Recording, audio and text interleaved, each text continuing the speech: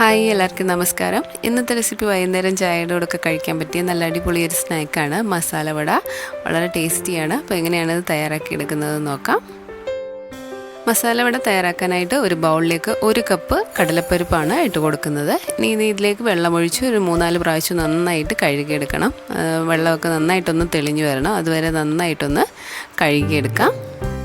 ഇപ്പോൾ കടലപ്പരിപ്പൊക്കെ നന്നായിട്ട് കഴുകി എടുത്തിട്ടുണ്ട്. ഇനി ഇതിൻ്റെ അതിലേക്ക് കുറച്ചേറെ വെള്ളം ഒഴിച്ചു കൊടുക്കുക. അപ്പോൾ കുതിർന്ന് വരുമ്പോൾ ഇത് പൊങ്ങി വരും. അതുകൊണ്ട് നന്നായിട്ട് വെള്ളം ഒഴിച്ചു കൊടുക്കുക. ഒരു 3-4 മണിക്കൂർ കുതിരാൻ വെക്കുക.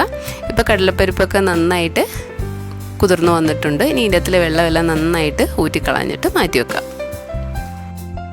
ഇനി മിക്സിയുടെ ഒരു വലിയ ജാർ എടുക്കാം. അതിലേക്ക് 3 അല്ലി വെളുത്തുള്ളിയാണ് ഞാൻ ഇട്ട് കൊടുക്കുന്നത്. അപ്പോൾ വലിയ ടൈപ്പ് വെളുത്തുള്ളിയാണിത്, അതുകൊണ്ട് ഞാൻ 3 എണ്ണം എടുത്തിരിക്കുന്നത്. അപ്പോൾ ചെറുതാണെങ്കിൽ ഒരു 4-5 അല്ലി വെളുത്തുള്ളി എടുക്കാം.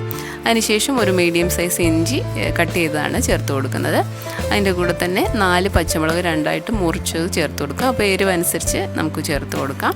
അതിനുശേഷം ഒരു കഷ്ണം കറുവപ്പട്ടയാണ് ചേർത്ത് കൊടുക്കുന്നത്. അതിൻ്റെ കൂടെ തന്നെ 1 ടീസ്പൂൺ പെരിഞ്ജീരകം, അതായത് വലിയ ജീരകം കൂടെ ചേർത്തിട്ട് ഒന്ന് അടച്ചു വെച്ചിട്ട് ഒന്ന് അരച്ചെടുക്കാം. ഇപ്പോൾ എല്ലാം കൂടെ നന്നായിട്ട് അരച്ചെടുത്തിട്ടുണ്ട്. അപ്പോൾ കുറച്ചൊക്കെ അരയാൻ കിടപ്പുണ്ട്. ഇനി നമ്മൾ വെള്ളം ഊറ്റി വെച്ചിരിക്കുന്ന പരിപ്പും കൂടെ ചേർത്തിട്ട് അരയ്ക്കുമ്പോൾ എല്ലാം കൂടെ നന്നായിട്ട് അരയും. അപ്പോൾ പരിപ്പ് ചേർക്കുമ്പോൾ ഒട്ടും വെള്ളമില്ലാതെ ചേർക്കണം. പരിപ്പും കൂടെ ചേർത്ത് ഒന്നുകൂടെ അരച്ചെടുക്കാം. പരിപ്പും കൂടെ ചേർത്തിട്ട് എല്ലാം കൂടെ നന്നായിട്ട് അരച്ചെടുത്തിട്ടുണ്ട്. അപ്പം നമ്മൾ അരച്ചെടുക്കുമ്പോൾ കുറച്ച് പരിപ്പൊക്കെ അരയാതെ കിടന്നാലും കുഴപ്പമൊന്നുമില്ല. നമ്മൾ സാധാരണ പരിപ്പ് വടക്കൊക്കെ അരയ്ക്കുന്നതുകൊണ്ട് തന്നെ അരച്ചെടുക്കുക. ഇനി ഇതിൻ്റെ അതിലേക്ക് ഒരു മീഡിയം സൈസ് സവാള അരിഞ്ഞത് ചേർത്ത് കൊടുക്കാം.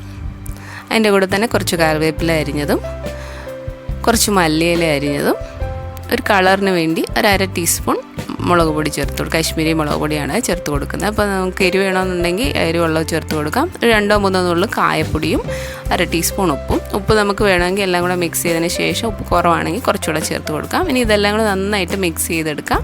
അപ്പം ഒട്ടും വെള്ളം ചേർക്കാതെ വേണം അരച്ചെടുക്കാൻ. ഇനി ഇതിൻ്റെ അതിൽ നിന്ന് കുറച്ച് മാവെടുത്ത് ഇതുപോലെ നന്നായിട്ട് ഉരുട്ടുക.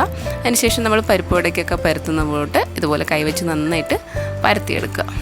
ഇനി പരത്തിയെടുത്തതിന് ശേഷം ഇതൊരു പ്ലേറ്റിൻ്റെ സൈഡിലേക്ക് ഇതുപോലെ നിരത്തി വെച്ച് കൊടുക്കുക. അപ്പോൾ നമുക്ക് ഫ്രൈ ചെയ്യാൻ നേരത്ത് ഇട്ട് കൊടുക്കാൻ കുറച്ചുകൂടി ഈസി ആയിരിക്കും. അപ്പോൾ നമ്മളെല്ലാം വട തയ്യാറാക്കാനെല്ലാം പരത്തിയെടുത്തിട്ടുണ്ട്. ഇനി ഇത് ചൂടായ എണ്ണയിലേക്ക് ഇട്ട് കൊടുക്കാം. അപ്പോൾ എണ്ണ ആദ്യം ഹൈ ഫ്ലെയിം വെച്ച് ചൂടാക്കിയിട്ട് വട ഇടുന്നതിന് മുന്നേ ആയിട്ട് ഒരു മീഡിയം ഫ്ലെയിമിലേക്ക് ആക്കുക. അപ്പോൾ കുറച്ച് നേരം ഇതുപോലെ അനക്കാതെ ഇടണം. ഇളക്കിയാൽ പൊടിഞ്ഞു പോകും. ഇതുപോലെ ഒന്ന് പൊങ്ങി വരുമ്പോൾ തിരിച്ചും മറിച്ച് വിട്ടിട്ട് നന്നായിട്ട് ഫ്രൈ ചെയ്തെടുക്കാം. അപ്പോൾ ഒരു മീഡിയം ഫ്ലെയിമിലിട്ട് നന്നായിട്ട് ഫ്രൈ ചെയ്യുക.